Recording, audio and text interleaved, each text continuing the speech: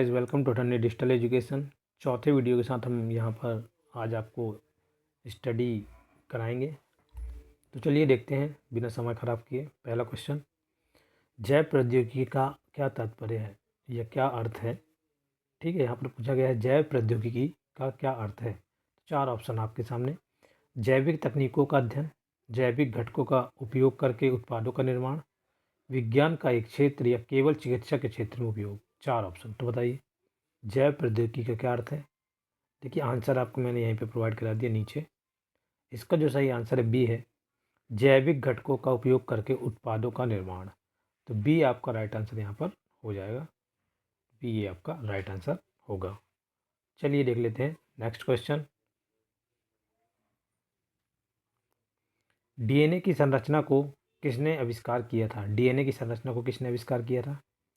James Watson और Francis Crick, Charles Darwin, Paul Berg या Robert Koch. चार option. DNA की संरचना को किसने आविष्कार किया था। चार ऑप्शन आपके सामने यहाँ पर।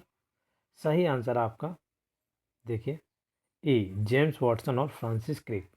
जेम्स वाटसन और फ्रांसिस क्रिक ने डीएनए की संरचना का आविष्कार किया था। अगला प्रश्न देख लेते हैं। तीसरा है प्रश्न ये,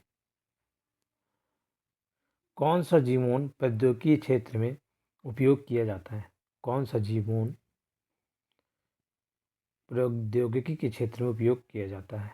ठीक है, तो ऐसा कौन सा जीनोम है जो प्रौद्योगिकी क्षेत्र में यूज किया जाता है। तो चार ऑप्शन, ह्यूमन जीनोम, चूहे का जीनोम या बैक्टीरियल जीनोम, ये सभी। तो सही आंसर आपका है देखिए यहाँ पर डी, ये सभी प्रकार के जीनोम प्रौद्योगिकी के क्षेत्र में उपयोग किए जाते हैं। तो डी हमारा राइट आंसर हो जाएगा। चलिए नेक्स्ट देख लेते हैं। चौथा प्रश्न, कौन सी तकनीकी में जीन का स्थानांतरण किया जाता है। Gene splicing, gene therapy, cloning या PCR means polymerase chain reaction. ठीक है, तो यहाँ पर चार प्रकार की तकनीक दी हुई हैं। तो आपका जो सही आंसर है कि जीन स्थानांतरण में कौन सी तकनीकी उपयोग की जाती है, तो आंसर आपका बी, जीन थेरेपी। तो आपका बी आंसर राइट हो जाएगा। चलिए नेक्स्ट क्वेश्चन, किसे बायोटेक के पिता के रूप में जाना जाता है। बायोटेक के पिता के रूप में किसे जाना जाता है। ह्यूजेस, हर्शी, शार्लोट या अलेक्जेंडर फ्लेमिंग। तो बायोटेक के पिता हैं जो ह्यूजेस को जाना जाता है बायोटेक के पिता के रूप में। अगला प्रश्न देख लेते हैं। छठवां, कौन सा एंजाइम डीएनए को काटने का कार्य करता है। तो ऐसा कौन सा एंजाइम है जो डीएनए को काटने का कार्य करता है। DNA polymerase, restrictive enzyme, ligase या प्रोटीज। तो सही आंसर इसमें से वह एंजाइम जो डीएनए को काटने का कार्य करता है वह कहलाएगा आपका, देखिए बी आंसर इसका सही है, रेस्ट्रिक्टिव एंजाइम। तो बी आपका राइट आंसर यहाँ पर हो जाएगा। सॉरी, ये बी आंसर। चलिए नेक्स्ट देख लेते हैं। सातवां प्रश्न, किसका उपयोग डीएनए की प्रतिलिपि बनाने में किया जाता है। किसका उपयोग डीएनए की प्रतिलिपि बनाने में किया जाता है। RNA polymerase, DNA polymerase, ligase या रेस्ट्रिक्टिव एंजाइम। तो जो सही आंसर है आपका सातवें का वह है डीएनए पॉलीमरेज। तो यहाँ पर आपका बी ऑप्शन राइट हो जाएगा। ठीक है, चलिए अगला क्वेश्चन लेते हैं। आठवां, किसे बायोफ्यूल कहा जाता है। शाकाहारी भोजन, जैविक रूप से उत्पन्न ऊर्जा स्रोत, गैस या हवा। तो बायोफ्यूल किसे कहा जाता है। तो इसका जो सही आंसर है बी, जैविक रूप से उत्पन्न ऊर्जा के स्रोत। तो आपका बी आंसर यहाँ पर राइट हो जाएगा। चलिए अगला पहन लेते हैं। नौवां, वीडियो मेरे थोड़ी छोटे रहते हैं क्योंकि मैं केवल पढ़ाई पे फालतू की बातों पे हमें ध्यान नहीं देना है, क्वेश्चन पे फोकस करिए ओनली। चलिए नौवां प्रश्न, बायोटेक्नोलॉजी में किसका उपयोग उत्पादन बढ़ाने के लिए किया जाता है। Cross breeding, genome editing, cloning, ये उपरोक्त सभी। बायोटेक्नोलॉजी में किसका उपयोग उत्पादन बढ़ाने के लिए किया जाता है? तो चलिए देखते हैं 9वां प्रश्न का आंसर यहाँ पर सभी। तो क्रॉस ब्रीडिंग, जीनोम एडिटिंग या क्लोनिंग, इन सभी का उपयोग किया जाता है बायोटेक्नोलॉजी में उत्पादन बढ़ाने के लिए। ठीक है, तो इसका जो सही आंसर आपका क्या कहलाया जाएगा? डी।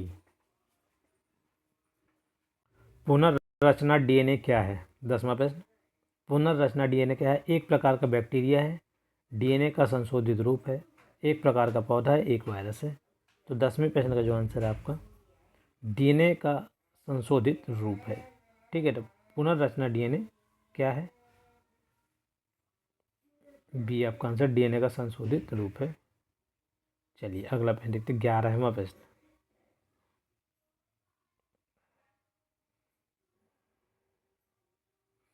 कौन सा पोषक तत्व वयस्कों के लिए जैविक दृष्टिकोण से महत्वपूर्ण है? कौन सा पोषक तत्व वयस्कों के लिए जैविक दृष्टिकोण से महत्वपूर्ण है? तो एंजाइम, विटामिन, खनिज, ये सब। तो जो सही आंसर आपका सभी, ये सभी जो हैं पोषक तत्व वयस्कों के लिए जैविक दृष्टिकोण से महत्वपूर्ण है, चाहे वो एंजाइम हो, विटामिन या खनिज हो। अगला प्रश्न देखते 12वां। कौन सा प्रोटीन इंसुलिन को बनाने के लिए उपयोग किया जाता है?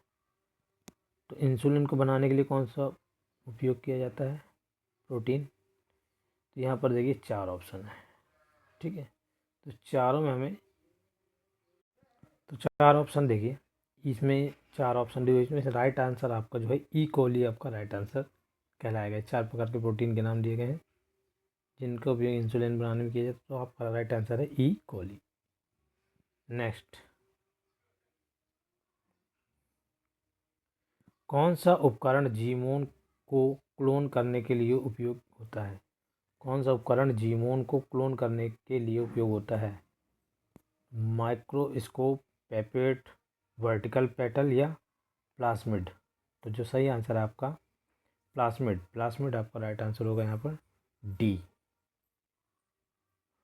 डी आपका राइट आंसर। नेक्स्ट, 14वां प्रश्न देख लेते हैं, किसका उपयोग जेनेटिक इंजीनियरिंग में किया जाता है? जेनेटिक इंजीनियरिंग में किसका उपयोग किया जाता है? Vacuum pest control, gene transfer या मानव परीक्षण? तो जेनेटिक इंजीनियरिंग में जीन ट्रांसफ़र का उपयोग किया जाता है। सी आपका राइट आंसर यहाँ पर। नेक्स्ट क्वेश्चन लेते हैं 15वां। ग्रीन रिवोल्यूशन से क्या तात्पर्य है? ग्रीन रिवोल्यूशन से क्या तात्पर्य है? फसल की उच्चतम गुणवत्ता, बायोटेक्नोलॉजी के उपयोग में कृषि उत्पादन में वृद्धि, वनस्पतिक विकास या शहरीकरण? तो जो सही आंसर है आपका वह होगा बायोटेक्नोलॉजी के उपयोग में कृषि उत्पादन की वृद्धि। बी आपका राइट आंसर होगा। 16वां प्रश्न देखिए, बीटी बैगन में कौन सी जीन बदल दी जाती है? बीटी बैगन में कौन सी जीन बदल दी जाती है? Insulin gene, Bacillus thuringiensis gene, tannin gene, calcium gene? तो आपका जो सही आंसर है वह है बैसिलस थुरिजिएसिस जीन बीटी बैगन में बदल दी जाती है। ठीक है, तो बी आपका राइट आंसर। नेक्स्ट 17वां प्रश्न देखते हैं,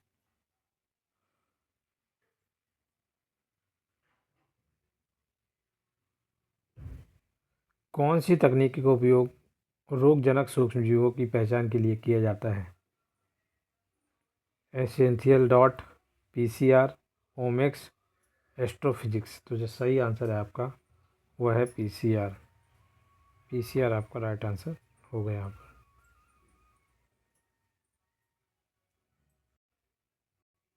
बीटी बैगन में कौन सी जीन बदल दी जाती है? Insulin gene, Bacillus thuringiensis gene, tannin gene, calcium gene? तो सही आंसर आपका बैसिलस थुरिजिएसिस जीन बदल दी जाती है बीटी बैगन में।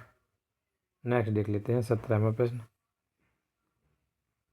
कौन सी तकनीक का उपयोग रोगजनक सूक्ष्मजीवों की पहचान के लिए किया जाता है? कौन सी तकनीक का उपयोग रोगजनक सूक्ष्मजीवों की पहचान के लिए किया जाता है? तो एसेंशियल डॉट, पीसीआर, ओमिक्स या एस्ट्रोफिजिक्स। तो जो सही आंसर आपको है पीसीआर। पीसीआर आपका राइट आंसर यहाँ पर होगा। 18वां प्रश्न भी ले लेते हैं। किसका उपयोग पौधों में रोग प्रतिरोधक क्षमता को बढ़ाने के लिए किया जाता है? किसका उपयोग पौधों में रोग प्रतिरोधक क्षमता बढ़ाने के लिए किया जाता है? जैविक कीटनाशक, क्लोनिंग, जीन इंजीनियरिंग या संकर खेती। तो जो सही आंसर है वह है जीन इंजीनियरिंग। तो यहाँ पर आपका 18वें का जो क्वेश्चन का आंसर आपका कहलाएगा वो सी कहलाएगा। चलिए 19वां प्रश्न देते हैं। कौन सी तकनीक जीवन के लिए संरक्षित तत्वों का उपयोग करती है? जैव चिकित्सा, पुनः प्रजनन, जैव रासायनिक प्रक्रिया, ये सभी। तो जो सही आंसर है सभी। तकनीकी जीवन के लिए संरक्षित तत्वों का उपयोग करती है। कौन सी तकनीकी? तो वह यह सभी तकनीकी है। तो जो डी आपका राइट आंसर हो जाएगा। चलिए नेक्स्ट। डॉक्टर हर्ष बग्गा किससे संबंधित है? बायोमेडिकल इंजीनियरिंग, बायोकेमिस्ट्री, बायोटेक्नोलॉजी या पादप विज्ञान। डॉक्टर हर्ष बग्गा तो ये बायोटेक्नोलॉजी से संबंधित है। सी आपका right answer. Thank you guys, मिलते हैं अगले वीडियो।